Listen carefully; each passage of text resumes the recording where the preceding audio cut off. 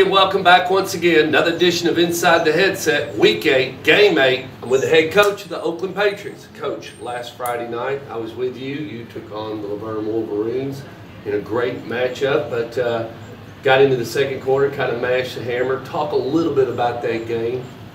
Well, man, I thought we played well.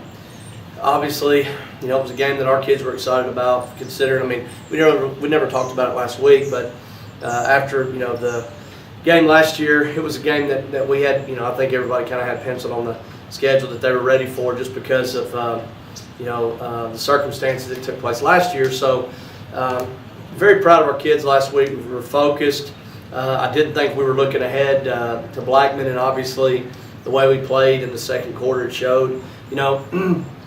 There were obviously some plays early in the game that the breaks went our way, but I guess what I would say to that was, every time we had an opportunity, we made the most of it, and it was just one of those games where it snowballed on them quick, and we just grabbed the momentum early, and I don't like games to get like that. We've not been in that many games that have been that lopsided, but I don't like for them to get that way because those kids work hard too, and they just had a lot of bad things happen to them, and like I said, we capitalized on them. But from a preparation standpoint for this week, it was probably the best thing that could happen to us, in my opinion, just because it gave us a chance to get them off the field, stay, injury-free, and then obviously get a lot of young guys some playing experience. So all in all, very good night for us. Did a lot of great things, and it was short-lived just because our kids pretty much immediately turned their attention to Blackman, but so we didn't probably enjoy it as much as we should have, but that's just the nature of the beast. Well, you give me a little more access than most people, and I was able to come in at the half, but I thought the energy at the halftime, your players, you asked them to do something, and I felt like that what you asked them to do in the second half happened. I was on your sideline, and that is you, and I'll let you talk about that, but it's about, it's about being more unified, and I thought I saw a lot of unity in that locker room, and that's something, Coach, it has to come from the players. Talk a little bit about that. Well, like I said, at halftime, I made the decision that we weren't going to put our older guys back in the game, and number one, it was an opportunity to get a lot of younger guys at playing time, but I'd be lying to you. Some of it had to do with the fact that while we were healthy, I wanted to play them in the third quarter just from a conditioning standpoint and some extra reps, but at that point I just didn't feel like it was worth doing, taking a chance on somebody getting injured. The kids don't like that. They practice all week to play, and you only get limited opportunities. Normally I wouldn't do that, but it was just circumstances, the situation dictated that we do it that way, and I just pulled them together and said that you're not going back in. Don't ask. It's not even a consideration, and I don't want to hear any huffing or puffing and pouting or anything else. Be a good teammate, cheer on the younger guys, be excited for them. And like I said, I thought our kids did a really good job of that. I just feel like all these questions will be answered in 2 days, but I do feel like we're hitting our stride really at the right time, heading into the playoffs before we play Blackman, all those things. I just think we're in a good place mentally. Physically, we're in good shape as far as just our health and whatnot. We don't have a lot of nagging injuries. I think we're playing some of our best football. Obviously there's things we can continue to improve on, but we're playing pretty good football right now, and I think we got a lot of momentum. So hopefully we can just keep this thing rolling. Well, I'm going to turn you loose on the game just here in a minute, but I want you to think back when you played football, and I want you to kind of talk to the fans and the kids, because I know you're a very intense person, but can you kind of describe to us, like, how did you go through your routine? Like, what did you eat the night before, and what did you do the night before that big game, or what was Thomas McDaniel back then when you were younger? Because you grew up in a football family. Yeah. So I would like for you to kind of turn that dial back a little bit and tell me because I've never asked this question. What were you doing back then? What was you thinking about? Did you listen to music? What did you do? Complete psychopath, man. In every sense of the word.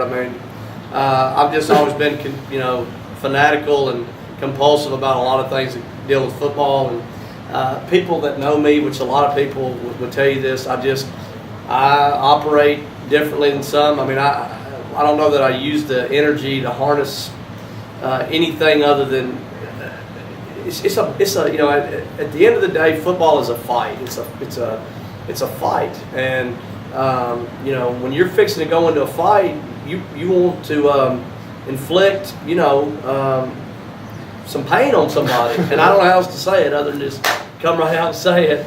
And you know, that's what I love about it. I mean, it's pure. It's you know, you just don't get a chance to do that in society. And I've just grown up around it. It's just always been in my, I mean, since I was 2 years old, I've been around football. I've been playing football since I was 6 years old.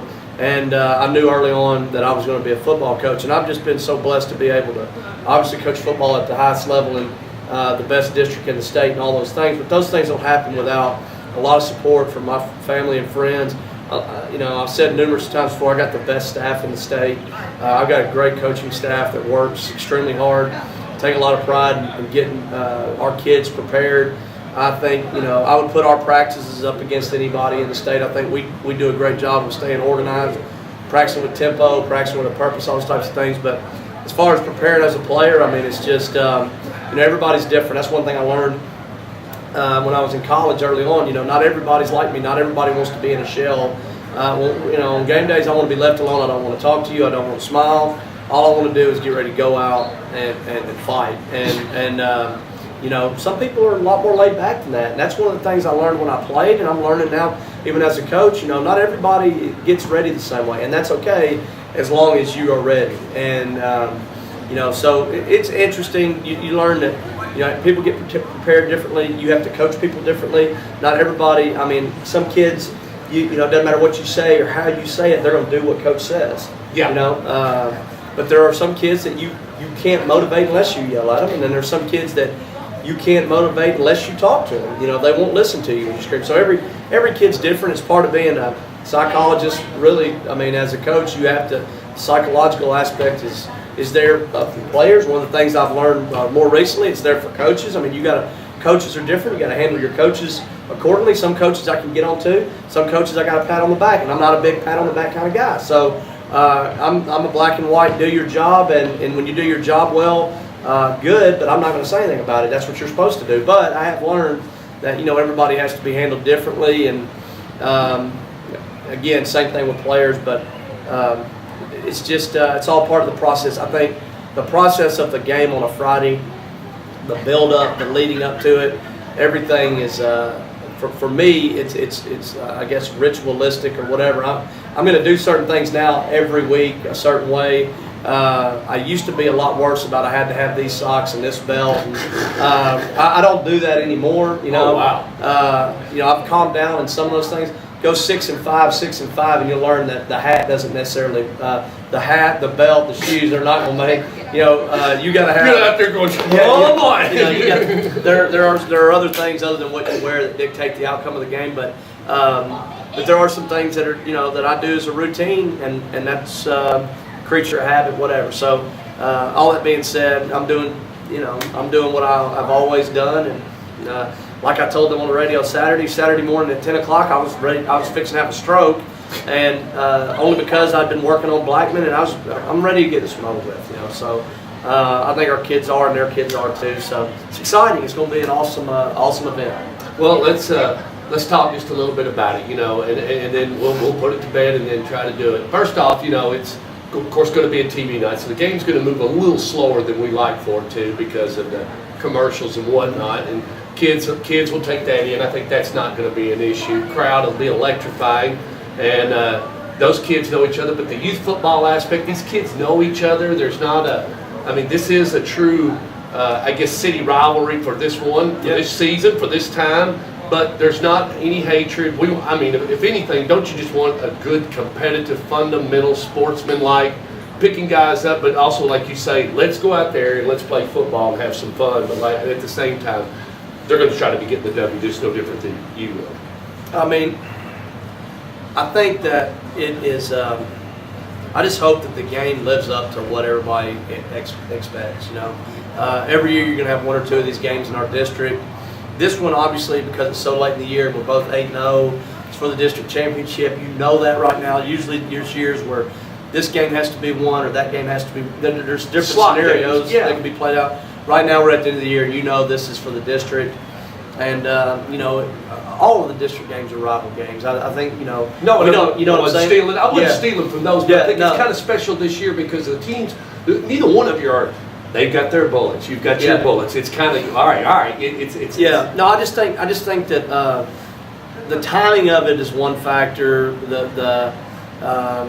The progression of both teams. I think like I've said several times, we were the ones that were anointed the 7 AAA champion before we ever put pads on, which to me didn't make sense. But for some reason everybody wanted to act like we were the team to beat. And then as the season progressed and Blackman showed just how dynamic they could be, I think certain people began to fall in love with them. Which is fine. I mean that's okay. They're kids. I mean I don't need anybody to love us. I don't need anybody to love me. I need our 100. Really, there's 110 guys involved in our program. There's 100 players and 10 coaches. Outside of those people, I could care less. I mean, pick against us. I mean, I want Krager to pick against us. That's fine. I want you to doubt us. Now, when we prove you wrong, I'm going to let you know it. But that's part of the game. It's part of the deal of what we're trying to say. I love all that. I love the fact that people doubt us. I'm sure they do as well, but again, at the end of the day, all of these things, they're not that important. What all these people are going to predict, and which is everybody in America, everybody in Rutherford County, including me, is going to wake up on Thursday and we'll know who Krager's picking. And Brad Hopkins, I don't know what makes him such a football guru when it comes to high school because he's picked against us like every week. But isn't that his name, Brad Hopkins? Yeah. Yeah, I mean, he's picked against us every week, so hopefully he continues to do that. Is he coming to the games? I don't know. I mean, but my point is, it makes all of it fun, Yeah. I like Krager, but I also want him to pick against us. That gives me extra motivation. I'm sure it gives our kids motivation. But I just hope it lives up to what everybody expects. Everybody wants to see a great game. I think the biggest thing about this game that makes it unique, in my opinion, is the individual matchups within inside the game. And I think the bottom line, you can look at it from an offensive and defense, or you can just look at it from a team. The thing I would say is their linebacking core, I think, is very strong, and I'd put our linebacking core up against anybody right now. They got 2 really good tailbacks. We got 2 good tailbacks. They got skilled kids everywhere. We got skilled kids everywhere.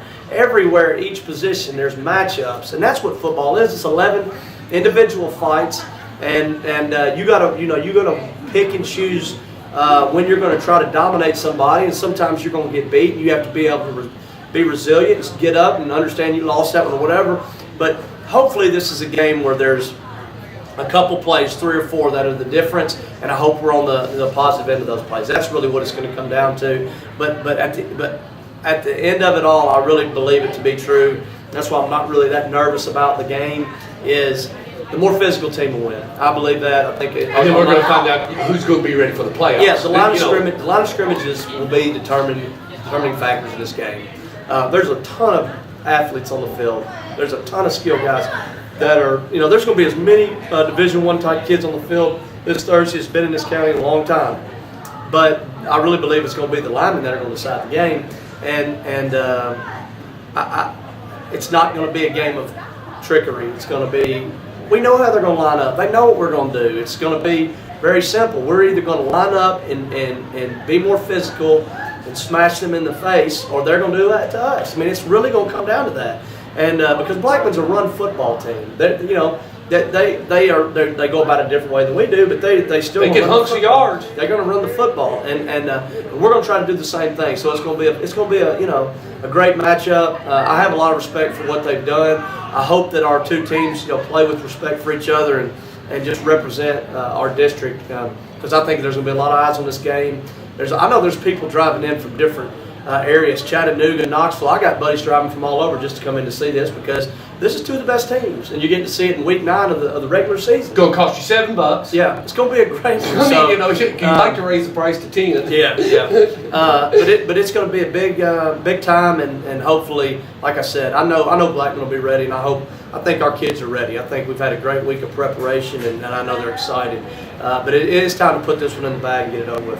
Let's do it. All right. That'll be here Thursday night. That's a TV game. Coach, I mean, this is an old school, but it's still got a lot of tradition. You're going to have to get here early because there's not, the parking's sketchy. But I mean, kids get here early. 7 o'clock will be the first kickoff, and we'll all be here. Oakland Patriots, Blackman Blaze.